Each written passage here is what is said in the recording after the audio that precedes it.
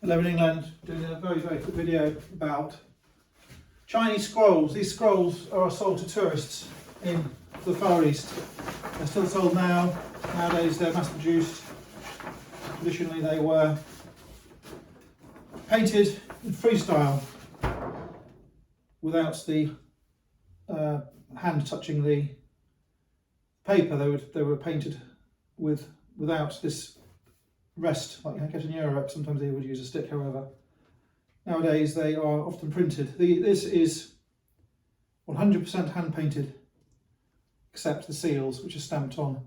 This is calligraphy painted by hand. So there's a transition from the early ones to the modern ones. This is a 20th century one.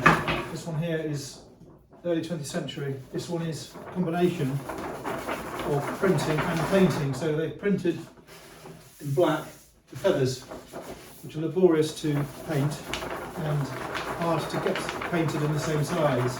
And on top of the black printed feathers, they've coloured them by hand. They've coloured the sky by hand, put the printed seals on, impressed seals, calligraphy by hand, all the sea is by hand.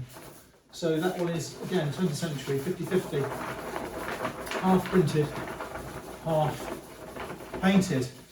That one is not held by a piece of wood in a scroll, but it will obviously be rolled up for storage and for transportation. But the one I wanted to show you today, in particular, was the one behind. This is a fantastic painted watercolour, and again it will be rolled up, will be stored rolled. It's not attached to a piece of wood. This is a sort of landscape shape. It has printed red seals. It has calligraphy in hand, done by hand. But on this occasion, there's no printing at all. This is being painted from scratch on a plain piece of white paper, quite thin. Some deterioration, which is good because it makes it look older. I don't think the ones which are perfect look too good. The pinks are vivid. You have the dragons. These dragons have got 5 toes. These dragons have got 4 toes. There's a lot of stuff about how many toes the dragon should have. I don't know what it is. Sort of circus-like vivid colours. Carnival-esque vivid colours. These dragons are all over the place. Absolutely wonderful. The clouds, very Chinese-looking cloud. A Japanese-looking sea, a Chinese-looking sea, an Asian Oriental-looking sea. Really, really big.